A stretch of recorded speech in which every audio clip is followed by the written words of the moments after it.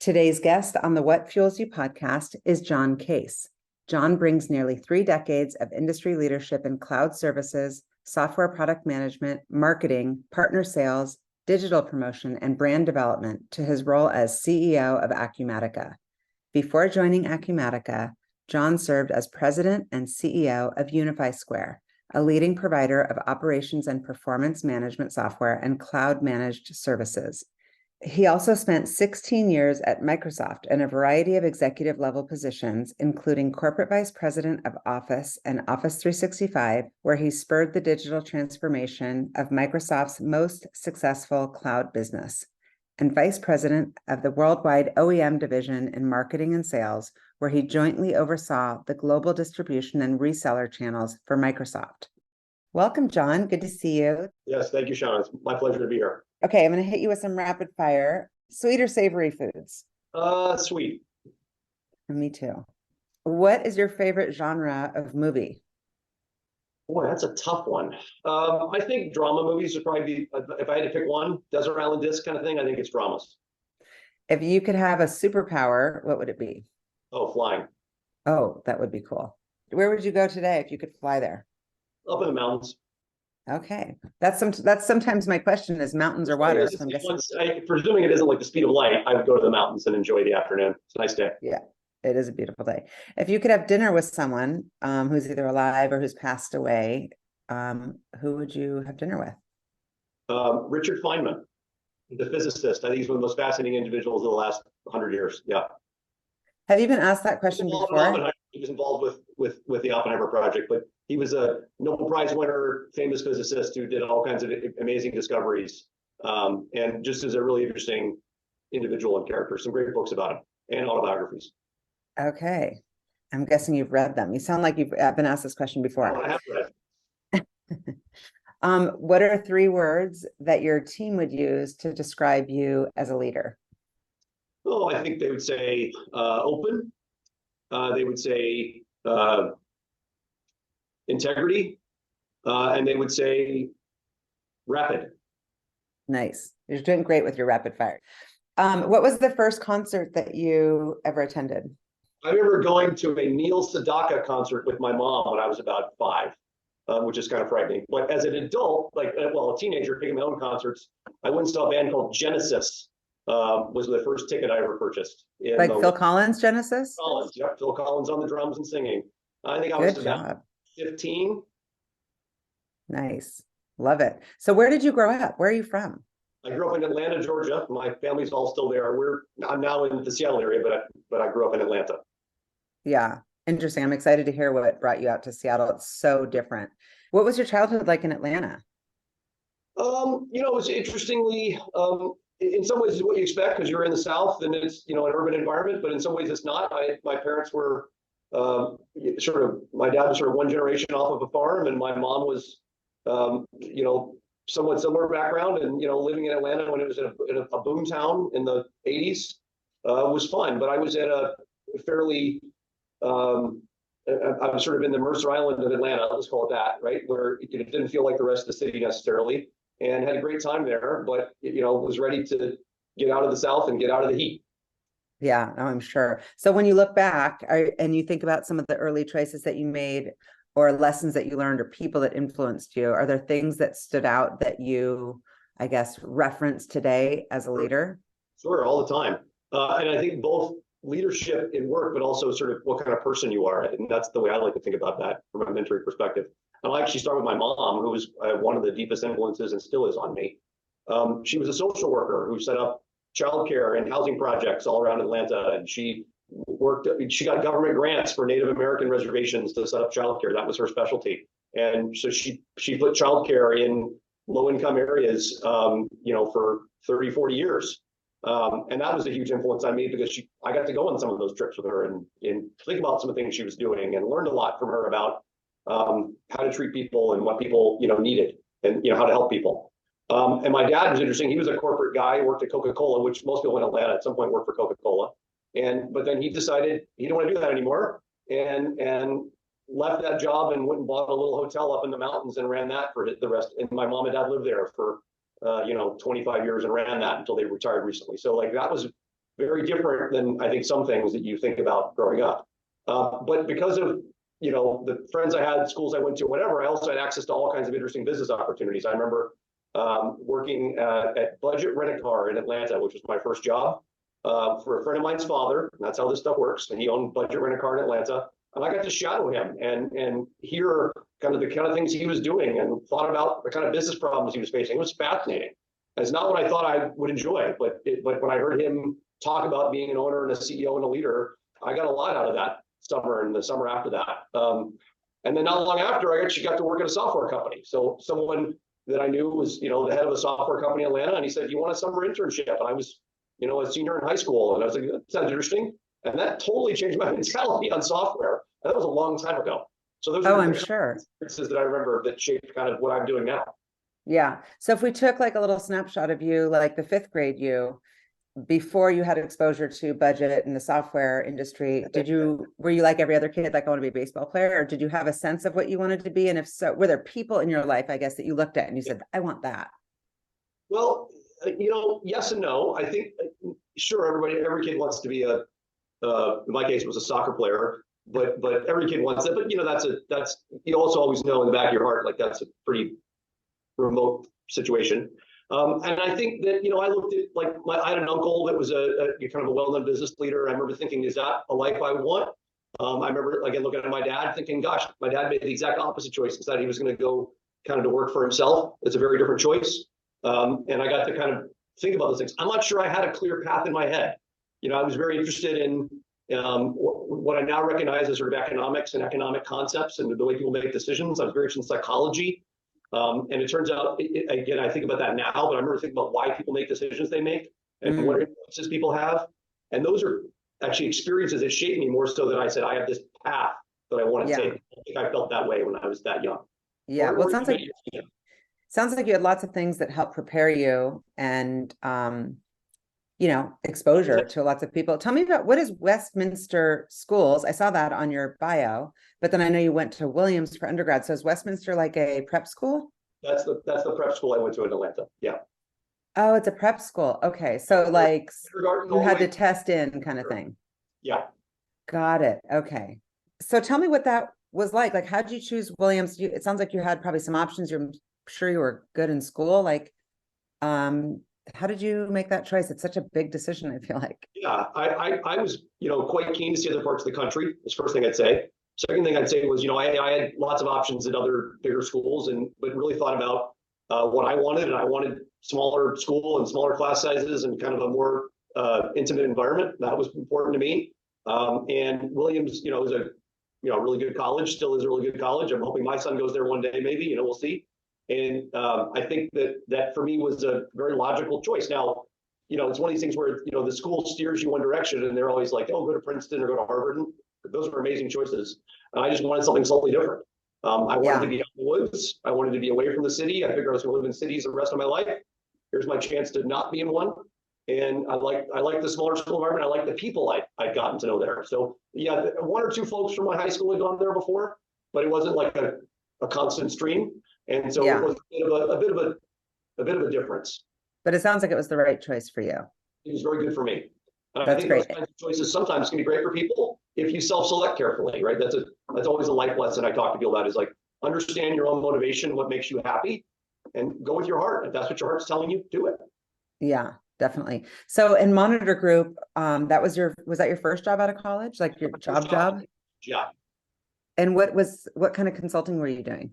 Well, we did strategy consulting for large companies. And so I was, my clients were the likes of AT&T, Coca-Cola, you name it. And, we were, one of these kind of, there's other firms like it, like Bain's and BCG's. Monitor was a small one at the time that since doesn't exist, it was purchased by another firm. But I got the chance to live it was in Boston, but I got a chance to live one whole year and a half in Southeast Asia. I spent another year traveling around Africa on a project. Wow. And that was what I wanted. I loved the idea of using that kind of company to get to do some things that I wouldn't get to do otherwise. And that made me very happy. I will be so happy if that's the path, that type of path that my son takes, because I feel like I did a lot of recruiting in New York and did a lot out of, the alternative asset world and investment banking and consulting. And I feel like this type of role right out of school is such a great foundation. It's a great And basis for learning. It oh almost, yeah. it makes business school obsolete if that's a path that people want to take. Yeah, well, because I was going to ask you about that, because I know you went back to Dartmouth to get your MBA. Was that something that Monitor sent you to go do, or you were like, hey, this is my knowledge? Like, why did you need to go do that? There were two reasons. One, because I actually wanted to change careers. I actually think it would have been too easy to just stay doing consulting for, inevitably more years and eventually work at a corporation. I wanted to do something else. I wanted to get into technology. That's the path I was seeing more and more. And I actually I felt like going to business school would give me a credential that would allow me to kind of break down that door. It probably could have done otherwise, but that was a big reason of it for me. And the third was, the second thing was I actually think that the people that I knew that had gone to business school, these are bonds that people keep for life. And so it was a community that you kind of wanted to be a part of. And I'm still extremely close with a whole host of my business school classmates, far more so than in terms of numbers, far more numbers than I am with my college classmates. I just think business school experience, when you're devoted to it and isolated in it, it's a very intense experience and you bond very deeply. So that was something that I was intrigued by. Now, and also the third thing was, it's just kind of what you did. You do your couple of years of work. Totally. People that are going to business school or some other grad school. I think that's less and less important as I get older. The two other things are more and more important. Could I get on the path I wanted, in terms of the job title, the job career, and the space, but more importantly, the people that you got to know. That was a thing for me that was very compelling. And so you went to Verizon. Was that the kind of breaking in? I guess it's not really even technology. Is there something I'm missing on there? No, that was an interesting story. That was before business school, right? Okay, because I see Verizon, I'm like trying to figure out the dates here. It was before business school, and that story was basically I'd done 3 years of consulting, kind of felt like I'd done my time there. My stint was I was coming to an end. And I'd done so much work in telecom that Verizon, which at the time was called Bell Atlantic, was building out a new set of services based on the deregulation of the telecom industry. And so I went there to kind of take a shot at that, ended up, not loving the environment. And so I only lasted there a year and then decided to go back to business school. Yeah. Okay. Got it. And so you did launch into technology because then it's the Microsoft thing. Did they recruit you off campus? Like that whole recruiting program? Again, that's what I was intending to do to some extent. I came to Microsoft for the summer. Like they came to campus, they recruited, and I got to interview and got a job offer for the summer. And I thought, summer in Seattle, come on, that's a no-brainer. Yeah, they're that's how they get you. What a great place to be a summer intern, and so had a great experience that summer. And then you start thinking about what you do the next year, and if they decide they want to keep you, they make you an offer for that. And it was just really easy to say yes. I fully intend to do that for a year or two, and then sort of assess the technology landscape, and then find something else. And then obviously I didn't. I stayed 17 years. But that was my intention, was to have a great summer here, great year or two, learn the climate, and do something else. It's funny because I feel like that's a lesson just historically that I'm always talking to my kids about and that you think about. You always have intention. Like I moved to San Francisco, I stayed for 6 years. I moved to New York, I thought it was going to be a year. It's like 10 years. You just, if you're having a good experience and you're around, I feel like, I'm not sure what lens you use to make decisions. Right. Are you vetting it on like what was that process to think about Microsoft over other opportunities? Because you probably had a handful. Sure. I mean, I think you have to be honest with yourself about what motivates you, right? And I think that, again, something that I mentor people all the time is understand what your motivation comes from. My motivation comes from, am I doing really interesting work? Do I think it's something that's going to have a bit of an impact? It wasn't about money or title or company name. It was much more around, am I doing interesting work? Can it have impact? And do I like the people I'm working with? Those are always my three things. That's how I'm writing that down. I think that's really good. So interesting work, impact, and the people that you work with. I think so many people talk about this with recruiting. It is a really good, important message. Right. So when I think about another job or an opportunity or whatever it is, I'm always thinking about it that way. And Microsoft at the time, man, there was a lot of interesting things going on. The things they were asking me to work on, I found very unique and different and fun. And that's fun for me. And then I sort of said, and the people I was doing those things with, I liked. And so it was very easy to just keep staying and keep getting new jobs and new opportunities there. Microsoft does a pretty good job of moving people sort of through their careers. And then, you can't argue impact. I mean, everyone's got a PC on their desk, or, they're using, email for whatever. There's all those things are true. So it was Microsoft touches everyone. Yeah. Yeah, it's a pretty cool chance to do those things. And I got to do, again, some of the same experiences where I was, heavily international, and I was working in fairly obscure businesses for Microsoft that were still enormous, that motivated me. And then I did some of the kind of more mainstream things too, but all that was just fun and interesting. Right. Almost like it sounds like you had a little bit of like an entrepreneurial opportunity as far as being in different markets, different business lines. At least as big as Microsoft, and this is a compliment to Microsoft. I'm still a fan of the company, even though I'm not there. When you're a place as big as Microsoft and you're running a $500 million business, it's rounding error to them, right? So, you get to do different things. You're kind of off the radar. Eventually they say, hey, can you go work on Microsoft Office? I spent my last 4 years there working on Microsoft Office. And that's obviously the biggest, most profitable business the company had at the time. So yeah, you get to do some mainstream stuff too, but you get the chance, if you're working on one of these smaller things or incubation things, to do some different stuff. And that was fun. Yeah. So walk me through where your headspace was the year that you left. Yeah. Like what were you thinking about? What was your kind of like talk with a friend over a beer? You bet. No, I had been at Microsoft, as I said, about 17 years. My last job there was sort of running kind of product management and marketing for Microsoft Office and Office 365, both the consumer and the commercial businesses. And that to me was the best job someone that was like me I could have. Like that to me was my favorite thing I could have done there. It was such a big business, such an interesting kind of part of the product line, going through massive transition. And I sort of thought, you know what? Like I had kind of been tiring of the environment there for a long time, just personally. It was a draining environment, but it was also the best job I could have asked for there. So when I got kind of the end of that run, I said, now is the time to leave. Like, and there were other options to stay, and I just kind of felt like that was the time for me. That was as good as I was going to get. I was ready to try something on a different path. And I went through a thought process so I left without a job. I didn't have a job when I left intentionally. I just left, and took several months. I mean, I interviewed with some companies right away because the recruiters call you. And, I realized talking to those companies, I didn't know what I wanted. I didn't want to. So I was in these deep interview conversations, and I was realizing it's very easy to go from big company to big company. Because if you leave Microsoft, the likes of the Googles and the Amazons and the Salesforces call you and they want to talk to you, fine. But for me, I just didn't feel compelled to do that. So I had to step back and think about things. And I took the opportunity to do some really good family travel we've been, planning to do. We just did it all right then. And where did you go, and how old were your kids at the time? Oh gosh, let's see. Well, the big trip I was talking about, we did an Italy trip and an Africa trip in that. So cool.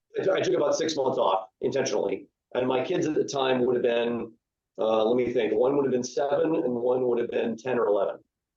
I'm so jealous because that is a regret that I have. Like, you don't get that time back.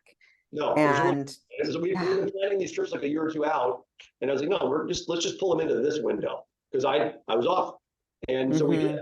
And again, all that as I was doing that. And the other thing I'd say is I was and still am a very active angel investor. I do a lot of work with small companies. I don't want to work at one. Like, I think that's a different skill set, but I like working with them. I like mentoring them. I like learning about what they're doing.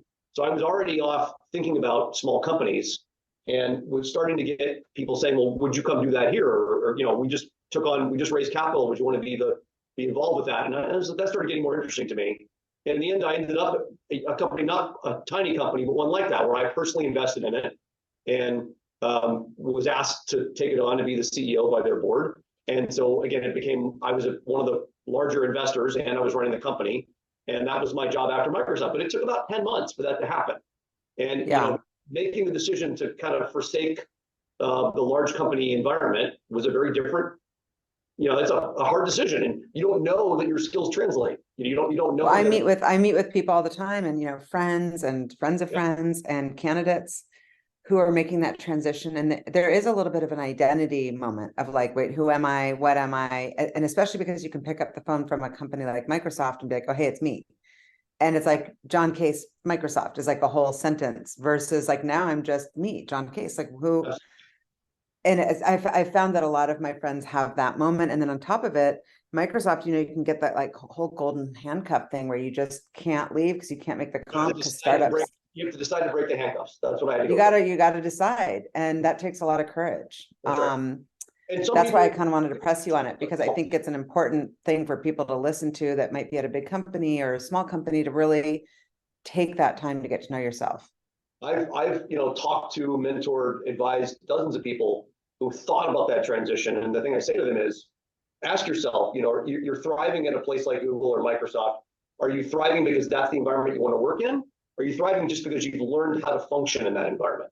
So Right. you become fluent in something like that and you can do it. And that would make you valuable to other large companies. But is that what you want?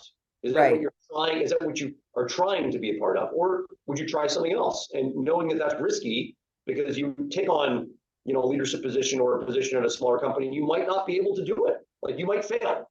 And that's a risk. Does that excite you or not excite you? And that's the kind of questions I like to talk to people about. Yeah, I think it's important. But also, just looking at your resume, I mean, I'm guessing you've had some failure in your life, but you really have one of those resumes or backgrounds that's like, I would bet on this horse type of background, because it sounds like you're the kind of person who's gonna find a way to be successful wherever you land. And I think sometimes people give the company too much credit and forget that, like, you've had success also because of you. Like, not everybody does great at Microsoft, and not everybody's, goes to Williams and goes to get their MBA at Dartmouth. And so there's that confidence too, that if you're an ass kicker, you're an ass kicker, and you're probably going to do great at a startup. As long as you actually know how to do the tasks, because the assumption, at least from the outside world, for someone at a big company, is that you've been kind of like outsourcing or delegating and not actually doing the work. And so that's, I think, the confidence part. I think going from being you'd think like they're comparable levels of seniority, but going from being a corporate vice president at Microsoft to the CEO of a small company, you think those are fairly comparable jobs. They're not at all, right? They're not at all comparable jobs. The CEO of the small company, you got to make decisions on things like real estate and compensation and insurance and things that would never in a remote million years cross your brain at Microsoft. The other difference is, at Microsoft, a place like that, I've got 100 peers that I can talk to that are in similar jobs that I can compare notes with. And the CEO of a company like this, it is a lonely place. You don't have 100%. You have to be willing to take that on. And yeah, sure, I have friends of mine that run other companies, and I can talk to them about the same problems, but that's not a day-to-day opportunity. You're here by yourself. It pivots through you. Do you want that risk or not? And you can think, right? And there have been many times that I made mistakes or thought we were failing and had to figure out how to save that. So the resumes are really good at hiding that, right? Resumes are really good at hiding the trouble spots, because that's not what you put in your resume. But they're there. You learn from them just as much as you learn from something else. 100%. So tell me about Unify Square. What made you decide to invest, and what made you decide? I'll tell you more about it. It is basically a software company that was at the time a Microsoft partner that was building technology that enabled large corporations to use products like this one, like Zoom, better. At the time, it was only for Microsoft Skype, and then it became for Microsoft Teams. And so if you were a big global corporation that was running video meetings or calling conference calling for thousands and thousands of employees, your IT team needed some help, and our software gave that. And I knew that was a growing issue. This was pre-COVID, but I felt like for my time at Microsoft, I'd seen that be something that customers struggled with, running these applications, because some of these applications like Skype were some of the most hated applications at any company. And companies that ran them well didn't get credit for it. Why was that? Well, this smart company and this smart entrepreneur had built a tool that helped with that, and it was patented and it was interesting, but they kind of didn't know how to make a business out of it. So it was this interesting technical idea, but the company was struggling kind of with go-to-market, with selling, so the company was kind of, I wouldn't say in decline, but it wasn't doing very well. And so for me, I was given, again, I invested because I believe in technology, and I said, okay, I'll come in and run it. And for me, it was somewhat of a conviction. I believe this was a good idea, and it was somewhat of an experiment. I wanted to see if I had the ability to be a CEO in a company like that. There were about 100 employees at the time, and when we sold it, it was about 300 employees. So it about tripled in size in the 4 or 5 years I was there. And, but you're absolutely deciding, this is the kind of risk I want to take. I mean, that was the kind of thing that made me interested. And so that's what I did. And it was the entrepreneur stayed and was in the CTO slot. He stepped down from being the CEO, and I ran the company, for them and for the ownership. And I was one of the owners. And then we sold it in 2021. So I was there for 4.5, 5 years, and basically turned that business around and was able to sell it. That's great. And everybody wins. And Unify Square is one of these companies that, you would never come across it unless you were this specific type of IT person with this specific type of problem. And then it was a very famous name. But the mass market wasn't going to know that product. And Right. that was not our goal. We weren't trying to make that a mass market product. Acumatica is a little different, which we can talk about next, but that's I want to talk about it because it's also another one, you're not the founder. So who tapped your shoulder for this role, and how did you, again, same question, like through what lens were you looking at this opportunity? Yeah, you bet. So, and in some ways I broke some of my own rules when I did this one, but that's okay. So I sold Unify Square. I, kind of agreed to stick around Unisys for a little while to help integrate it, but I wasn't going to stay long term, and they knew that. But in the end, they were making some decisions that allowed me to leave a little early, which was great. And so I left earlier than I intended. And I was intending again to take some time off. And I liked that the last time. I was intending to do another, 3, 6, 9 months or something. But in the end, what happened was I got a call from the ownership of Acumatica, with some people I'd worked with, some other projects. And Acumatica is owned by a private equity firm called EQT, which is one of the biggest private equity funds in the world, and it's run out of Sweden. And I'd done some project work with them, and so I respected the company, and which was a big deal to me, was the ownership quality. And they said, look, I know you just changed jobs, or you're just finishing a job, but we have this opportunity, and we think it's one of the best companies we've ever worked with, and are you interested? And so it was just, again, I intended to take some time, but I decided, no, I had to take a look at this. I mean, partly it was 500 yards from my house, which is kind of, you never get that kind of commute your whole life, but that's only this part of it. But really, I was a customer of the product. So like my Unified Square was a customer of Acumatica. We had bought this customer, we were running it. So I knew what was good about it. I thought I knew the company. I didn't know much about it. So when I found out more, what I saw was a company on an incredible growth path in a very underappreciated market with a really compelling technology. And I liked the ownership, the team I knew. So it hit all my other boxes in terms of, is it interesting work? Is it going to have impact? Do I like the people? But the only thing I violated in my rules was I intended to take a break, and I didn't. I literally took no time in between and sort of jumped right in. But my wife and I talked about that, and we sort of said, look, we're never, like, this is the one that we would have wanted 12 months from now. We'd be comparing every other possible job to this job, and we would have found those other jobs wanting for some reason. And if you had waited, the market's turned. Like, who knows who knows? It's such a different market. So the company's been around since 2008. Is that right? About 13 or 14 years old. That's right. Mm-hmm. And what's the origin story of the company? And also what does Acumatica do? Of course. So the company was founded, as you said, more than 10 years ago, by a couple people who had worked in and around sort of what we call ERP or business management for a while, and sort of said, we can just do this better, and we can do something that other companies aren't able to do or aren't willing to do. We can take advantage of the cloud for the first time. So what Acumatica basically is business management software or ERP for small medium businesses. So if you're running a small medium business, 50, 100, 200 employees, or even larger, our software basically comes in and becomes your accounting system, your payroll system, your inventory system. All those things can get automated. And it's a very large market that's very underappreciated. All the focus in that market is on giant multinationals. People like SAP do the same kind of thing for giant multinational corporations. That is not our business. We're selling to small, medium businesses, anywhere, say, from $5 to $500 million in revenue. And for us, that is a under-invested zone. Who do you compete with? Because I don't know if this makes sense, but we were using Gusto, and then we were using Paylocity. So as some of that, but those would be, again, a tier below where we're operating. I think of it more like QuickBooks, right? Where QuickBooks is the backstop or the accounting system for a very small business, and eventually they outgrow that, and maybe they opened a warehouse, or they're doing a manufacturing facility, or they're using something with trucking and logistics. They've got to have a more sophisticated piece of software. So we're not working with the smallest of businesses. We're working with the kind of the zone above that, where there's tens of thousands of companies like that in the United States alone, and who we compete with there often is the old accounting system that they've been using for 2 or 3 decades, that they finally realize they need to modernize. They've got it running in, under their desk in a server, and they don't want to update that anymore. So and it almost sounds like maybe too sophisticated for like a services business, but more like you need supply chain and inventory. And primarily sell to industrial companies, primarily, but not only. And we primarily sell to folks that are doing things like manufacturing or construction is one of our biggest products.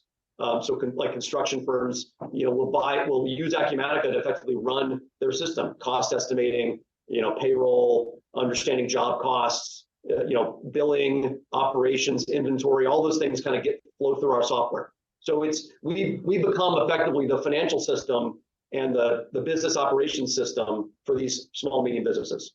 And as I mentioned, it's a very like most of the products in use today by those kinds of companies are very outdated products. So we have this chance to grab them into the cloud. We are a cloud SaaS multi-tenant architecture. And so, we go to those companies and we say, this is your chance to modernize. We have an automation system that allows you to do things in the cloud you've never done before. It's more secure. You get better data access. You can look at it on your mobile phone. You get real-time updates in your data, a million things like that. And it's all benefits they don't have. They just have to decide that it's time to put down the old system that they've been running on for, a decade or more.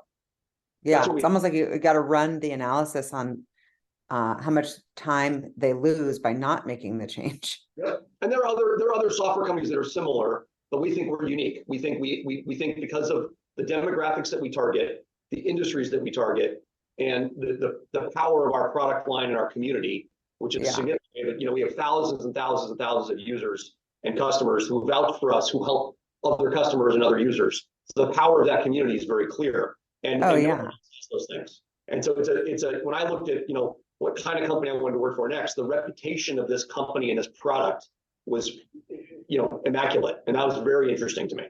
Yeah, well, the cloud, obviously the cloud ERP industry itself is so competitive. Yes. So when you're up against another firm, doing an RFP or trying to get business, what are the things that set you apart? Yeah, and it's some of the things I said, but there's more to it. I think a lot of those products are built for a whole wide range of companies. The specialization is the thing, like that you can specifically go deep into those industries. Industry, like construction, for example, and I can say we have hundreds of references of customers like you, your size, with the same business problems you're going through.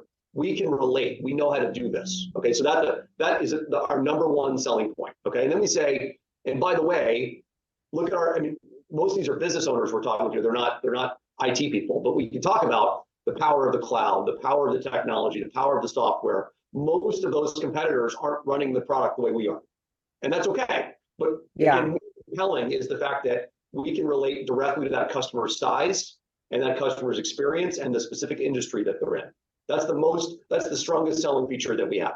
Right, because then it's like we're exactly in our sweet spot, and it's like the perfect fit versus trying to kind of that makes sense. Just to take a market like small medium manufacturers, that there's all this news that all manufacturing jobs have left the United States. That's baloney.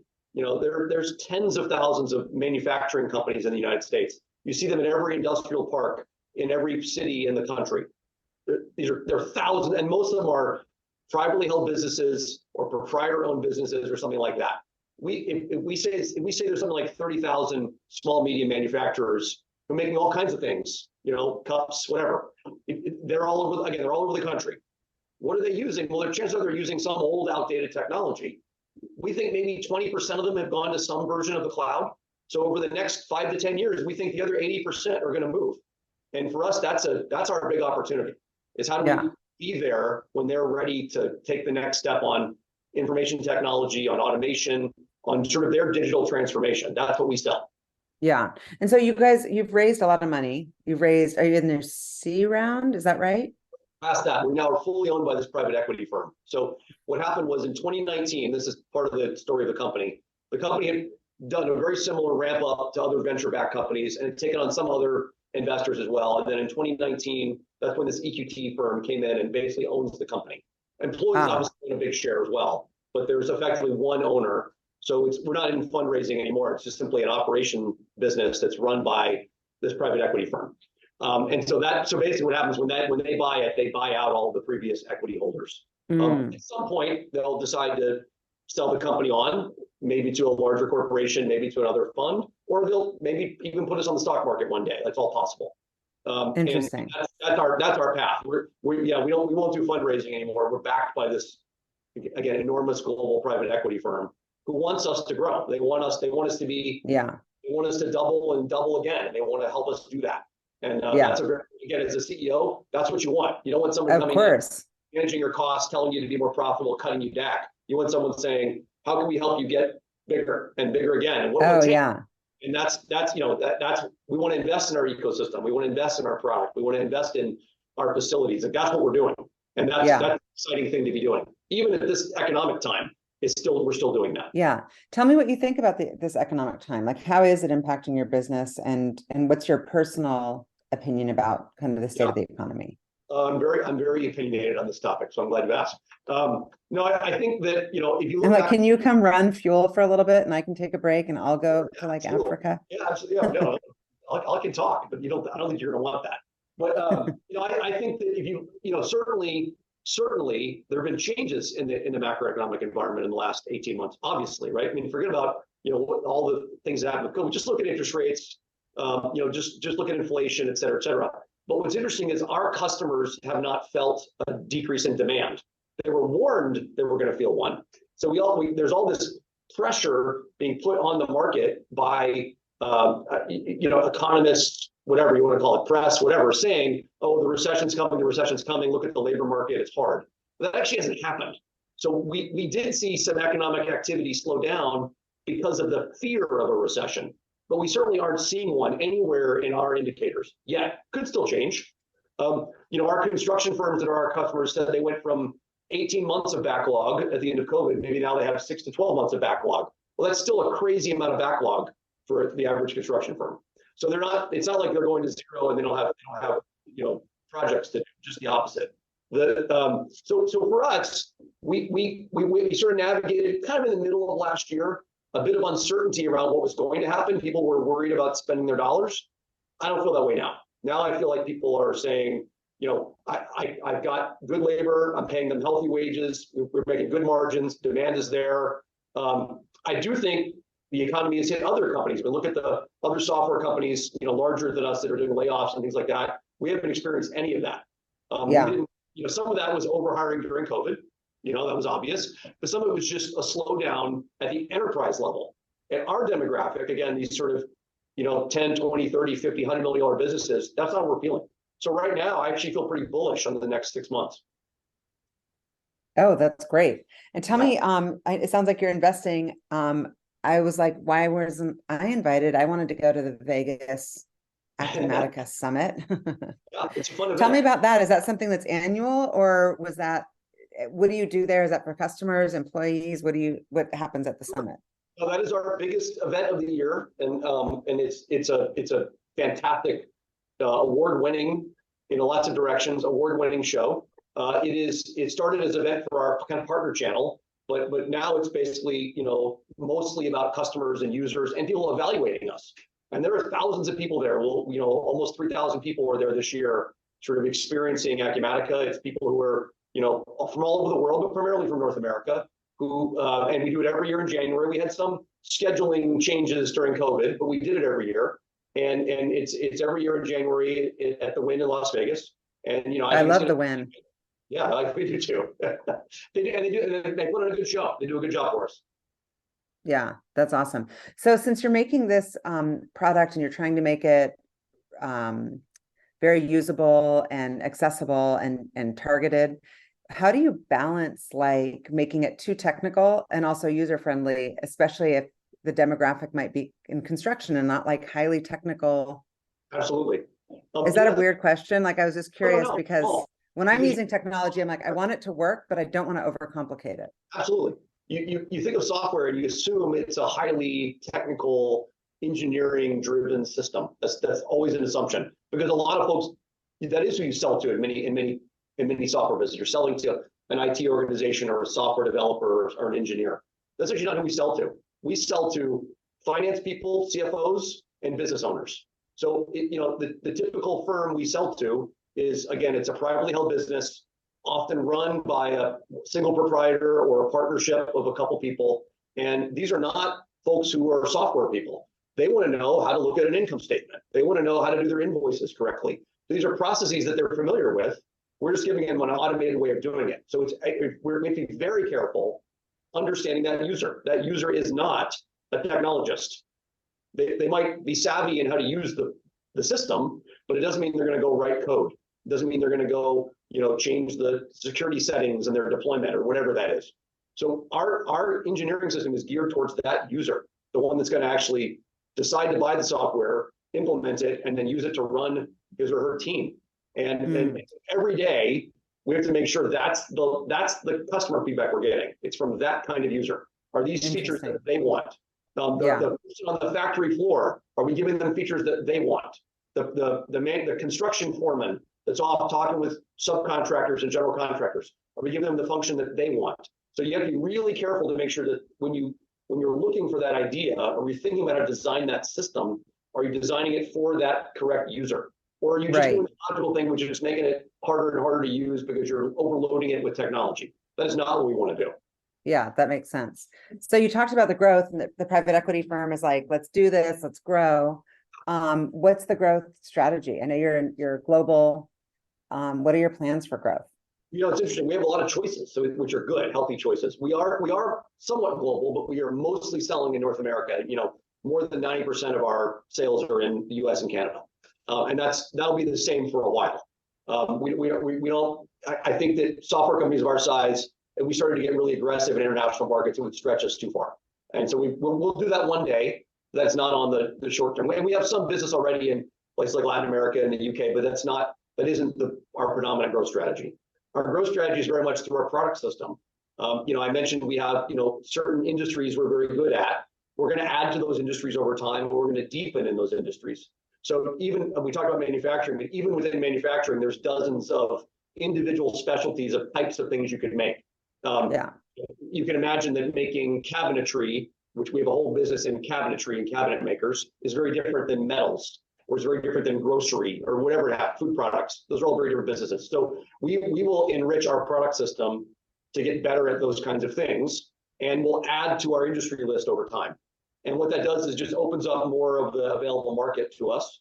And we do that with a set of partners. We have third-party resellers and VARs, value-added resellers, that come in and do implementation and do consulting on behalf of Acumatica. And we have third-party software vendors who build products on top of Acumatica. And so we use those systems as a way to gain scale and to drive our community. So we have thousands of advocates of Acumatica that work for other companies who benefit economically as we also grow. And that is the strategy. We're an indirect business. We want to work through that channel, and we want them to help us access customers and access parts of the market that we wouldn't be able to do ourselves. That makes sense. And so as you do scale and you add employees and headcount, how do you ensure that you stay close and that you, I guess, hold on to what you've built, the company culture, the values? You're putting your stamp on this company, but it's hard when you grow. It's extremely hard. And it's one of the easiest things to get wrong. And it's one of the hardest things to get right. I think that in any company, when you go from, say 100 employees to 1,000, and that's the path we're on, we'll be at 1,000 fairly soon. Just that alone, you don't know everybody's name anymore. You can't pick up the phone and talk to 5 people that just started. And it's even harder on the new hire, especially in post-COVID remote work, whatever you want to call it, cycle, than it is on the long-termer. So I actually think you've got to be very planful and intentional about that. And you have to look at team building, and you have to look at culture at a local level, at an office level, and at a functional level. And what I encourage my folks to do, just within our sales team, I want them to be very conscious and planful and intentional on how they do culture and morale underneath the company umbrella. And at the same point, if those salespeople happen to sit in our Columbus, Ohio office, I want the Columbus, Ohio office to have a feeling of culture and morale and a centricity to it. But it's just very hard. And actually, we use the summit for that a lot too. So I would imagine, because that's when everyone's together, the energy's there. You get to get up and will be there. All of our partners and third-party vendors will be there. and our Yeah. customers. So we use that very intentionally as a culture moment Yeah. to define that. And I think one of the things we talked about, actually, if you have some spare time, you want to go watch my keynote, which is very entertaining. What you actually would see is we talk about this. We talk about how hard it is to maintain, the uniqueness of Acumatica in this high growth mode. But that's what we're committed to do. And we'll do the best we can, and we'll make mistakes, and then we'll correct them. And I think that's the mission that we're on. We're a mission-driven company. We're trying to change kind of how small businesses, use technology, and small medium business use technology. And so for us, that's the mission. I want people who want to buy into that, but to do that well, I have to protect what makes the company unique and better. Yeah. And if you were sitting a fly on the wall and you overheard team members, they're out for drinks, they're kind of bragging on the company or bitching about the company, what would be like your worst nightmare thing for them to say if they were bitching about it? And what would be your like, gosh, I hope that they're saying this? Yeah, it's a great question. First of all, I think when we obviously do talk to our employees about these things, we do ask them how they're feeling, and hopefully they're telling me the truth. And generally, they're very happy, right? I do think there are obviously risk areas. When you're in the growth mode that we're in, we've hired sort of more than half our team in the last 2.5 years when no one's in an office, or has rarely, only lately been in an office. That's what I fear the most. You just brought it up. I fear the most that I can't keep the identity of the company as well-defined and well-intentioned as I could pre-COVID. And in that kind of growth mode, when everyone's remote, and guess what? When we do have attrition, it's coming from that recent joiner pool. That's the thing I fear. I'm worried that that's what they're saying is, I joined this company, I feel isolated, I don't know what to do about it. They don't. Yeah. But again, we get feedback on that. I think we generally do okay. Every company can do better. But what I want them to say is, I joined this company, I love the mission, I love the people I work with, and I feel incredibly motivated to contribute. And that's what we mostly hear. And so that's something I inherited that. I didn't build that. I inherited that. I'm happy to be the keeper of it, as opposed to something that I take personal for. And I think that's a real thing. And it does separate us. It does make us unique. It is how our customers and partners feel, and long may that continue. Yeah. Well, it sounds like it. First of all, I'll tell you, I don't see resumes coming out of Acumatica, so if that makes you feel any better. I usually have a strong finger on the pulse of like what's happening. Yeah. So that's a good thing. As I mentioned before, we only have several dozen people in Seattle anyway. It's not like we've got a well, we recruit nationally, and but you kind of can start to see if there was like some sort of issue, you see these things. And but I'm curious, because you're also, obviously you've got to report to a board, but you are also a mentor and a board member yourself, and an investor. So you've got an interesting purview of like what makes a good board member. Yes. And what is your take on that as a board member and also as a CEO? Yeah, I love being a board member because it allows me to kind of think about different business problems that I find interesting. And I love helping that CEO. And one of the things I find as a board member is that, as I mentioned, CEO is a fairly lonely job. Having other CEOs on your board allows you to talk to someone who's done it and been there and thinking about the same problems you think about. And so I think too often we don't think about board composition that way. We think about, oh, we'll pull someone in who knows something about sales or whatever it happens to be. But the role itself needs its own mentorship. So that is really important to me. And when I volunteer or when I'm asked to be on a board, the thing I ask that CEO or that founding team, usually it's a set of founders, is what do you want out of this relationship? Do you want mentorship? Do you want someone, or do you just want someone that's going to come in and look at your business metrics and give you feedback on those? And I'm much more interested in the boards where the CEO wants the mentoring relationship, because again, I think that's a good self-awareness test for me. As a board member, that's what I do. I certainly, I'm on other boards, or I've been on other boards, and I'm on other boards where they're owned by private equity, and I can help that CEO understand the motivations of that private equity fund. I'm on other boards where I was an early angel investor. In some cases, I was a board member of one for a while for one company, where it was just, I'm trying to help that founding team think about as they scale. So it was not about translating to ownership. I think great board members are in it to assist and help, and they're not in it for their ego, and they don't treat people like they're employees. I think bad board members are the ones that come in and they want to bark at you like they bark at their own team at their own company. Yes. Give me this report, show me more data. That's the stuff that as a CEO I just don't find helpful at all. So that's how I like to. Yeah, you've got to be aligned that you're going to be in it with me through the good and the bad. And you're not And going it's just going to be like advisory, not like top down reporting in. Totally. I did have someone on the podcast answer. I said, what I asked a similar question, and she said, kind of part of her gut meter is like how she feels when she sees the person's phone, and she sees the phone and that person's name comes up. Is it like oh, I can't wait to get on the phone because I need this person? Or is it, oh God, I'm going to my day. That's right. Yeah. I like that. This is a buzzkill. Like, I don't want to talk to this person. Yeah. This one again. Yeah. What are you passionate about outside of work? You're obviously really passionate. You've got immersive technologies and Unearth. Those are the ones I read about that you're on the board of. But like, I don't know where you get any extra time for anything, but what other things are you enjoying to kind of either relax or get inspired? Well, I would say this, people that can't separate their work lives and their personal lives will eventually burn out. And that's one of the strongest things I also mentor on is like, how good are you at compartmentalizing your work life and your personal life? You have to be able to do that, or you can't do this at a high level for a long time. Just isn't possible. So with that said, I do think that's actually one of my strengths. I think is actually I can do that well. I can separate those things if I need to. And obviously, I have a family that I spend a lot of time with, and that's great. But in terms of individual things I'm passionate about, I'm a very avid mountain biker. I do that, 4 or 5 times a week now in the summer, all around the Seattle area, and when I go to Oregon and places and Canada, things like that. I fish a lot. I'm a fly fisherman. I've been taught by my father since I was very little. I do that a lot. And then I get involved in various charitable organizations that I really have 2 types. I very involved in charities and outreach to things around kids, underprivileged kids with educational issues, kids with social issues. I like working on those issues because it's something I learned from my mother, frankly. And then I also get involved in a lot of environmental causes, or what I call mostly local. Helping protecting the environment here, thinking about what's going on with mountains, rivers, lakes, whatever. Those are the kind of things I care about. And so that's where you're going to find me. I'm either off doing something for recreation, or in cases I'm involved with some of those sort of charitable causes. That's incredibly inspiring. I love it. And so what about staying organized, motivated, detailed about structure or rituals for like a good morning, a good week? What are your hacks?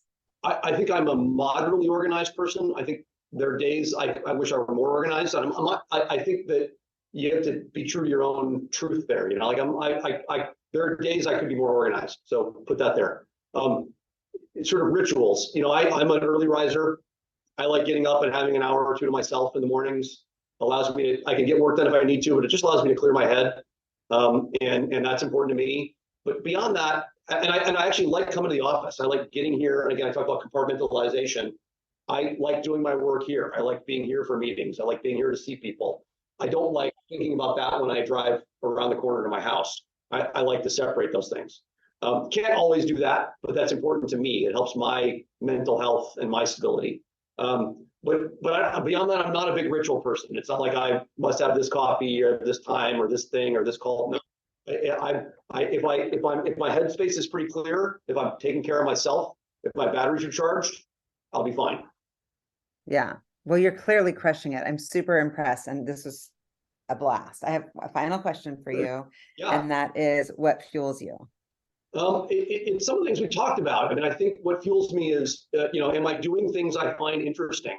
Is whether that's work or play or something I'm reading. Like I'm not motivated by end goals. I'm motivated by, in the moment, do I find this fun and interesting? And interesting can take lots of dimensions, but that's really what fuels me. And if to do that, I also have to find ways of unplugging. I have to do things that are meditative. That fuels me also.